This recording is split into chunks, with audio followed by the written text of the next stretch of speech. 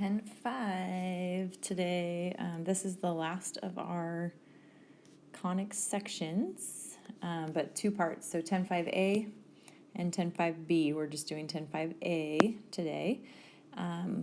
Both of them covering hyperbolas. So we're going to talk about two different types of hyperbolas that you're going to be working with. Very similar to ellipses, actually, in the way they look for their equation. They look different, but the equations look very similar. So here are your two types, okay? First type that we're going to see is going to look like this. X squared over a squared. Here's the difference. Minus y squared over b squared equals 1. So looks so very similar. The only difference is a plus versus a minus. A minus versus a plus that we did with ellipses.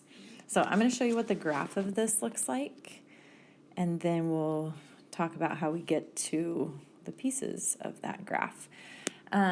So first thing here, your vertices are always going to come from whatever is first. So our a squared comes before our b squared. Our a squared is going to represent our vertices, or help us find our vertices. So in this case, we are going a distance of a on our x-axis.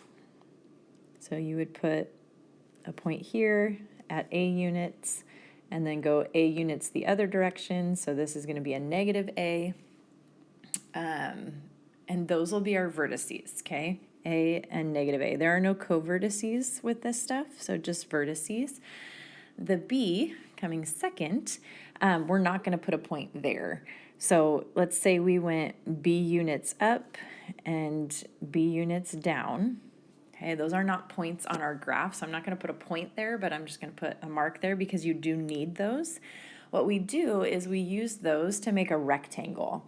So we're going to draw a rectangle that goes through B and down through our A's. Oh, I didn't space that very well, did I? I'm going to try and make that look a little more accurate. We're going to put B down here, okay? Just so it looks a little truer to size. So you can ignore that line. Okay, so you get this rectangle, and the rectangle is not part of your graph. It just helps you to draw your graph. I'll draw the actual graph itself in a different color so you can see what's actually being graphed here. But then from here, we are going to draw asymptotes, and your asymptotes will always be the diagonals of the rectangles and go through the origin. So if I draw a diagonal like this, it goes through the origin. So there's one asymptote, and then the other asymptote I missed is going to go right through here and through the origin. Okay, so this is what we're starting with right now. What happens here, once you draw the rectangle and then you draw your asymptotes, then you can graph what your hyperbola will look like. So I'm going to draw this in purple, okay? It's got to go through the vertices. So these are part of your graph, the A distances. And then these are asymptotes. So we're leading up to but never touching those lines. So here and here kind of has like a parabola feel to it, right? And then going this way, here and here. Not a function, right? It doesn't pass the vertical line test, but this is what your hyperbola will look like. Okay, so that's what the graph looks like. The things you're going to have to find are the vertices. A lot of the same things we've been finding. Okay, we're going to find the vertices. We're going to talk about x-intercepts and y-intercepts and foci. So vertices, like I said, those are the purple points. So in this type of hyperbola situation, your vertices are going to be plus or minus a 0, right? We went left and right. We're on the x-axis, so those points will be plus or minus a. So a units left, 0, or a units right, 0. The x-intercept, okay, that's where we're hitting the x-axis. That is always going to be plus or minus your a value, okay, same as your vertices. Your y-intercepts, if you notice in this graph, it never hits the y-axis. So there are none. There's no y-intercepts in this setup. And then the foci, and your foci will be points inside the bulb, just like it always was. So here's a foci, a focus, and a focus, foci. Will look something like that. Okay, the way you find them is this length from the foci to the origin. So this length right here is C still. So our foci here are going to be plus or minus C 0. And I'll give you a C equation in just a minute. Okay, so there's that. The one that we'll do over here looks a little bit different. They're going to switch where your x's and y's and your b's and a's are. So this is going to be y squared over b squared, still subtraction, minus x squared over a squared equals 1. Okay, so we just flip-flopped them. This is not commutative property, right? Does not work with subtraction. You can't switch the order and subtract. That's why our graphs look different when we flip-flop them. Whereas with addition, it doesn't matter. You can flip-flop them, add things together, and you're still going to get the same thing. With subtraction, it doesn't work that way. So we're going to look at what the graph of this one will be.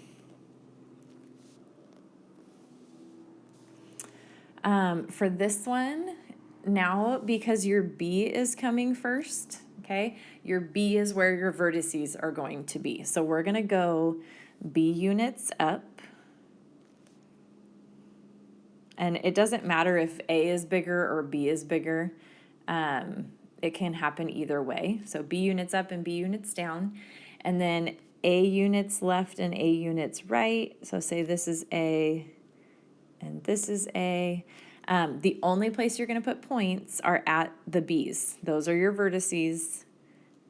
Don't put any at the A. But then we're going to draw our rectangle in. So our rectangle is going to look something like this. Okay, and then draw your asymptotes in. So your asymptotes are going to go here and here. Okay, and then your graph. Now your graph is going to look like this. So we still want to go through that point. And we approach our asymptotes, but we never connect. So this way and this way. Okay, so the green is our graph here. Again, we're going to talk vertices, x-intercepts, y-intercepts, foci.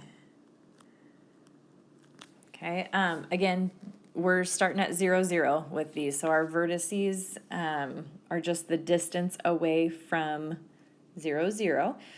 So for instance, here we went B units up and B units down, right? These were our B's, B and B. So our vertices are going to be 0 plus or minus B. Just be careful you're not doing plus or minus B, 0, right? This is moving up and down. That's our y value. Our x-intercepts, we don't have any. We won't hit our x-axis at all. But our y-intercepts are going to be plus or minus our b value, because that's where we're hitting our y-axis. Okay. Then our foci. Again, foci are going to end up just beyond here and just beyond here. And this distance is going to be C. Okay, so our foci for this is going to be 0 plus or minus C. to find the foci, and this is true for both of them. So if we're going to find the foci, we are going to use this formula. C squared equals A squared plus B squared. Looks like the Pythagorean theorem, right? The beautiful thing about this one is you're adding them together, so it does not matter the order you add them in. Remember in ellipses, it was either C squared equals A squared minus B squared or B squared minus A squared, and it mattered because you had to go bigger minus smaller. This doesn't matter. You can add them in any order, so don't stress about making sure you put them in the right order. You're just adding two things together for that. Okay, so this is your formula for finding the foci. And then for asymptotes, and this is for both of them as well, when you're finding the asymptotes, it's going to be y equals plus or minus b over a times x, which again sounds like, man, how am I going to remember all of this stuff? But think about, we're writing the equation of an asymptote, or writing the equation of a line. So for instance, this line right here, okay? If you think about it, the change in B over the change in A, that's just rise over run. I'm going rise of B, run of A, right? Rise over run. So you can think of it as that if that's easier for you, plus or minus the rise over the run times x. Okay, but technically this is the equation for finding an asymptote. Okay, lots going on, I know. It's a big chapter. We're going to do a few examples, and then you can try it out. Part B is our examples. I think I put an extra little mark in there. Examples. So example number 1. We have x squared over 36 minus y squared over 100 equals 1. Okay, now the x came first, so this 36 is going to become our a squared, which our a then is 6, right? It's the square root of that number. So we're going to go 6 units left and 6 units right on our graph. So if I draw a graph here, okay, it's going to be 1, 2, 3, 4, 5, 6, and we put a point there, and then 1, 2, 3, 4, 5, 6, and we put a point there. Okay, that's how we know what our vertices are going to be. The other one, we're going to put a mark there because we need to make our rectangle, but it's not a point. So we're going to go 1, 2, 3, 4, 5, 6, 7, 8, 9, 10, and 1, 2, 3, 4, 5, 6, 7, 8, 9, 10. And we get this rectangle.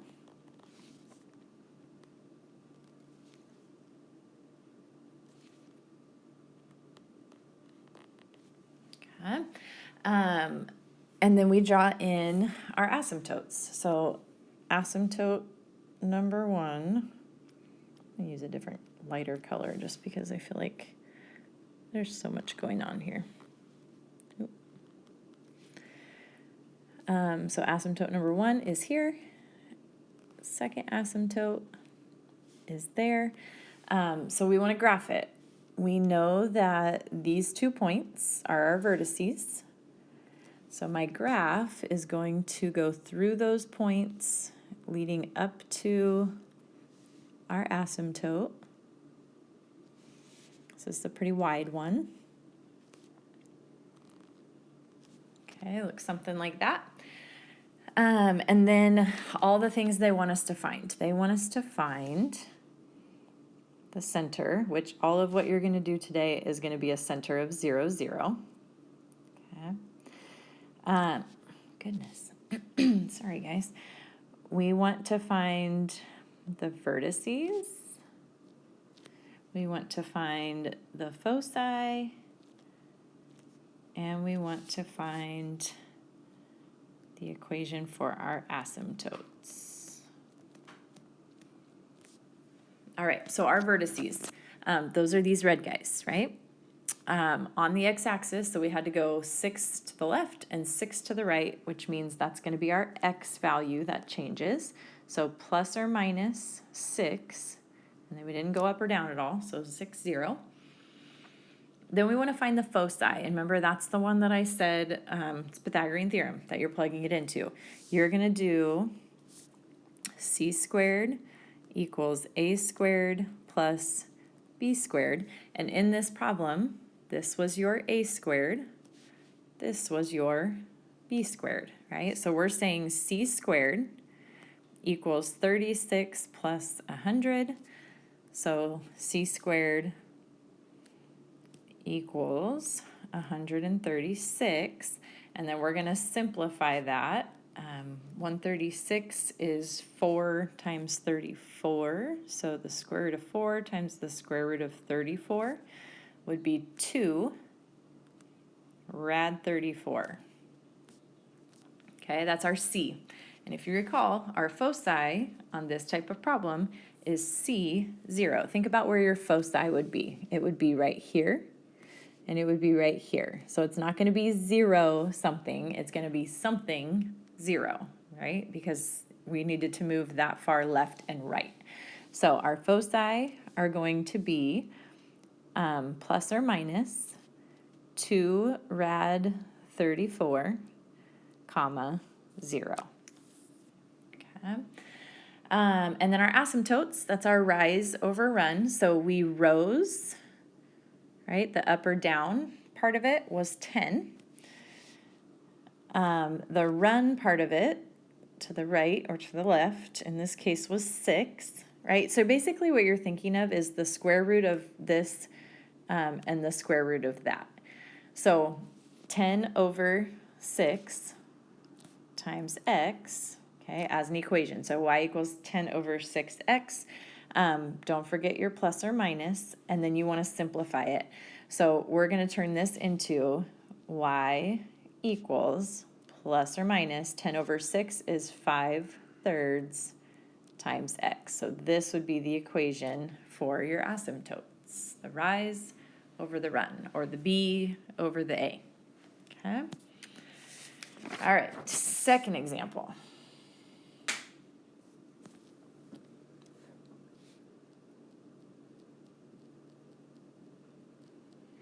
This one we have the equation y squared over 9 minus x squared over 25 equals 1. Now our y came first. So we're going to plot our y first, and that's going to be our vertices. So this number, the square root of 9, is 3. Those are where our vertices are going to fall. So we're going to go 1, 2, 3, and 1, 2, 3, and those will be our vertices. And then we have 25 here for our x, so the square root of that is 5. So 1, 2, 3, 4, 5, and 1, 2, 3, 4, 5, and that's going to help us make our rectangle.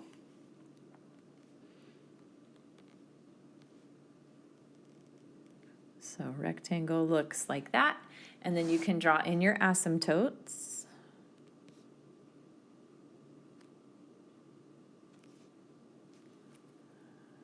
And here. Okay. And now you can draw your graph. So we know we have these points on our graph, and then we need to approach our asymptotes. So it's gonna look, ooh, that one was rough, like that. Okay, that's what our graph will look like. And now all the things we have to find. We're gonna find our center, our vertices, our foci, and the equation for our asymptotes. Okay, so like I said, center is going to be 0, 0. Our vertices, you're just naming these points. So we went up 3 and we went down 3. So don't put that in your first slot. It's 0 and then plus or minus 3. Okay, and then the foci, this is where you do c squared equals a squared plus b squared. Remember, a squared and b squared are already here for you. So it's c squared equals 25 plus 9 or 9 plus 25. It doesn't matter. So c squared equals 34. And there is nothing that goes nicely into 34, no perfect squares. So if we square root that, c is just the square root of 34. So we're going to name that point for our foci. Remember, our foci are going to be here and here. So the way you name those points is we go 0 left and right, but then plus or minus the square root of 34 to get to the foci. And then our asymptotes are going to be our rise over run, or our B over our A. Okay, so we went up 3 and we went over 5. So it's going to be y equals plus or minus 3 over 5, rise over run, or B over A, times x. Okay, and that's what you'll get for that. And then the last thing, I'm not actually going to work this one out for you, but I just want you to see it because you might have seen it in the last homework assignment and been a little bit confused. And in case I haven't had a chance to chat with you since then, if you get one that looks like this,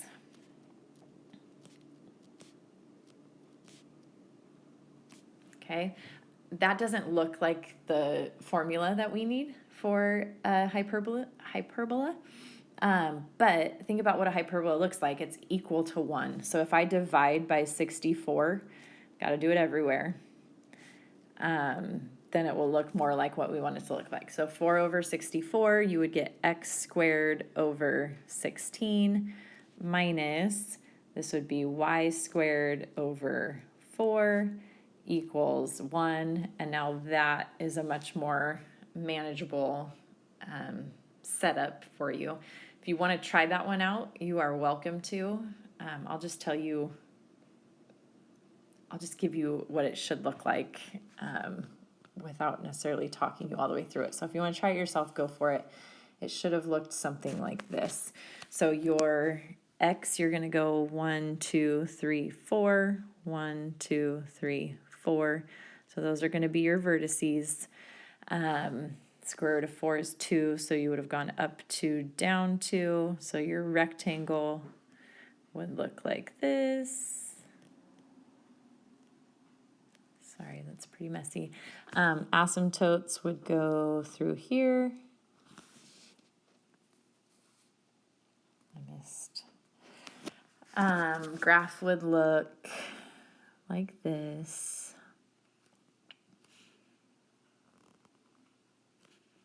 Okay, which means your vertices, well, your center is at 0, 0 still.